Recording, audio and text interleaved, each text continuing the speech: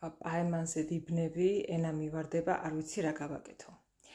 ნახეთ, ჩარლზ ჰორტონმა 100 წლის წინ ასეთი კონცეფცია ჩამოაყალიბა, რომელსაც ქვია სარკისებრი მე. ეხლა რას ნიშნავს ეს?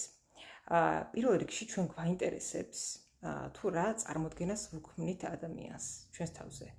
ანუ ჩვენ თვითონვე წარმოვიდგენთ ჩვენს თავს, შემდეგ ვცდილობთ გამოვიცნოთ მან რა თვალით შემოგხვედა და მესამე არის უკვე ჩვენი ემოციები ამ წარმოდგენებზე.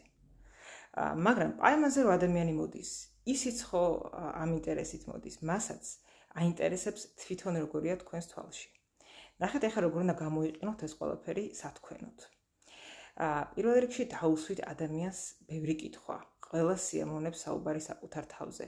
არ მოგერიდოთ რაღაცებში რომ ჩაეკითხებით, ეს არ არის რაღაცა უზრდელობა ან ასე შემდეგ. პირიქით ეს არის ჯანსაღი ინტერესი, რომ მან უფრო დეტალებში ჩაშალოს თავისი სამსახურის ისტორიები თუ სასწავლებლის თუ ასე შემდეგ.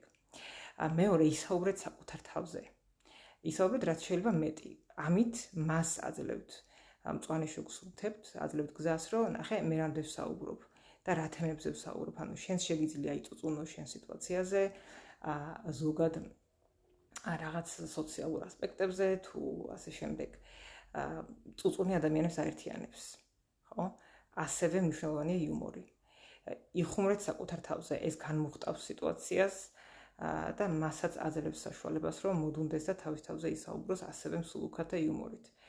თუ ეს ყველაფერი არ გასჭრის, გამოცდილებას მაინც მიიღებთ.